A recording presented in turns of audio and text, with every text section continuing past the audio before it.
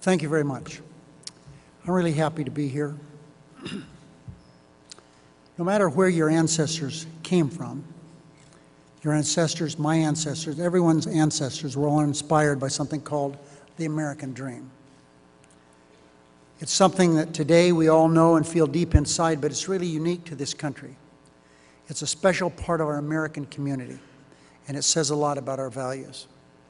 When you ask people in the state, and actually in any state, from coast to coast, what they think when they hear the words, the American dream, they'll first tell you that it means owning your own home.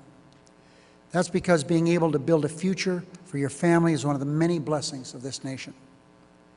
And it's not always easy. I don't think my parents ever owned a home. I know the home that we grew up in, Searchlight, it wasn't supposed to be built where it was. And my parents never paid property tax on that. They paid personal property tax, but not real estate property tax. And it wasn't until I got out of law school that I did some legal stuff to make it so that that place that they called home was really their home. By then it wasn't worth much, but it sure meant a lot to me. In the two books I've written, both of these books have a picture of the home where I was born, the home that I grew up in. And it was made out of railroad ties. It had no inside toilet, no hot water.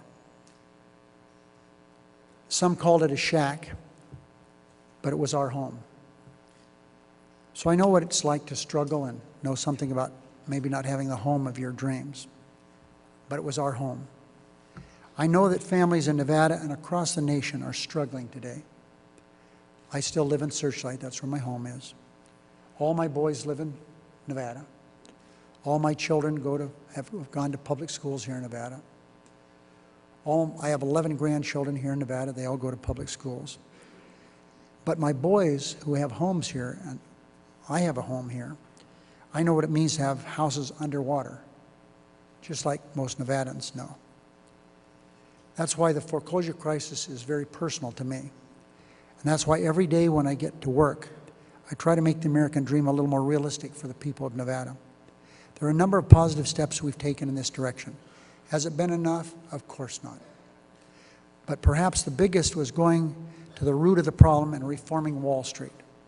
When Wall Street greed hit our economy, no state in the union got hit as hard as Nevada, and that's really an understatement. We got hit real hard. When that crash sank our housing market, now remember, for about 20 years, we were at the top of the economic food chain here in Nevada. If you wanted a good job, come to Nevada.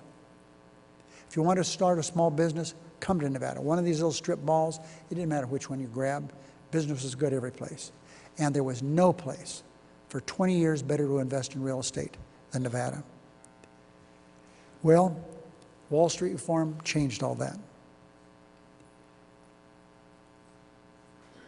I don't have to tell you that when Nevada's homeowners suffer, especially in this latest downturn we've had, Hispanic feel it worse than any other group of people.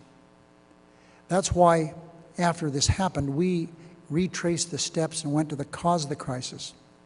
I worked to pass Wall Street reform, and it makes sure that those big bankers can never again do to us what they did to us before.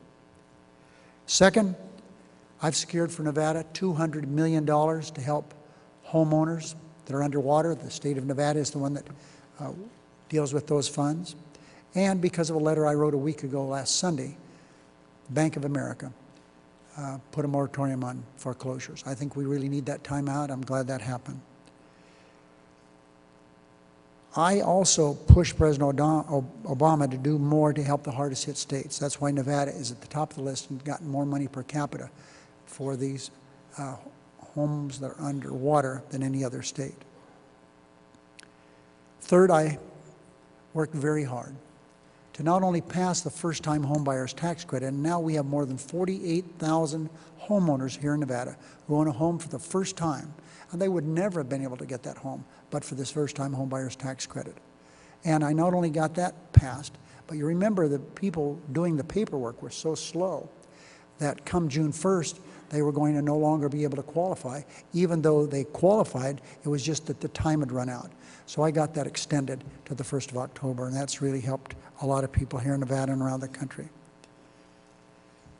It not only helps the 48,000 plus people who have one of those homes, but it also has revitalized some of the communities, and it's helped businesses. I repeat, have we done enough? No. But we have worked hard to try to bring about some good things. Fourth, we crack down on mortgage fraud. When times are tough, people who are amoral or immoral do their best to take advantage of a situation.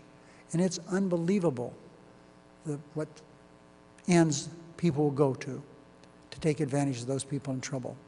I had a client when we had the MGM fire that got a fire uniform and went in and walked through those rooms and stole whatever they could. The people that have cheated these homeowners may not be in that same category, but they're close to it. To take advantage of these people down and out has really been too bad. We're not only protecting families by punishing perpetrators, but also stopping the scams before they start. Now, I made sure that the bill included funds that would let agencies like HUD inform Latino communities in Spanish what was a legitimate deal and what wasn't, and that has really helped a lot. I also directed my staff to start working directly with my constituents who are getting caught in red tape when they try to refinance their homes. Now, that has been very successful. I've had a number of workshops where people come in and meet with my staff and those experts from the lending community, some of the servicers, and people in the community who are debt counselors, and it's worked out quite well. You see, because much of the time all they needed was someone to explain the different complex programs available to help homeowners in trouble. They just needed, in many instances, a bit of advocacy to get the banks to pay attention to them. So that's exactly what we gave them.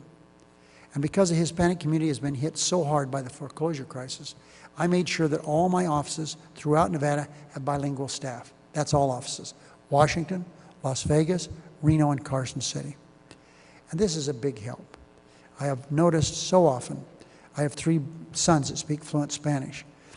And when we're vacationing together, you'll find someone, it could be someone that's a waiter, it could be someone that's helping you do maid service, something like that, and you're trying to explain something, you need another towel or whatever it is, and they can't, it's just you're not communicating.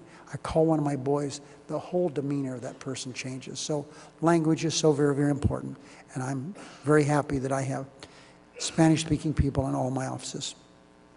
Fifth and finally, just a few days ago, the largest lender in Nevada, as I indicated, decided that they'd better stop and take a look at what's going on, and that's what the moratorium of Bank of America is all about. As I was indicating earlier, in a conversation just outside this room, I'm glad Bank of America did this. Why they did it, I have my own reasons, but what they've done in rushing through all these foreclosures around the country has not been fair to people who have been upside down in these homes. No one is justifying not being able to make payments, but we also are not justifying the difficulty it's had for someone who wants to try to work something out to get someone on the telephone. They give them the paperwork. They come back 3 or 4 times, we've lost your paperwork. So I'm glad Bank of America did this, but I think it's not just out of the goodness of their heart. I think they've got some legal problems they're going to really have to take a hard look at. I think some of the other financial institutions are faced with the same problem. All foreclosures are unwelcome, but none should be unwarranted. Nevadans are suffering enough. The last thing they need is to be taken advantage of by those who cut corners or run scams. These 5 steps that I've talked about are important ones along the road to recovery. But of course, we have to keep working and keep helping. I consider it my job to make sure that the American dream isn't so hard to realize. I know you share that goal. I know you take pride in educating and empowering homeowners and the professionals who help them buy these homes. I do too. Foreclosures aren't about legal documents or fine print or statistics. Every time a family loses its home, it's a tragedy. And this is an epidemic we'll cure only if we fight it together. Thank you very much.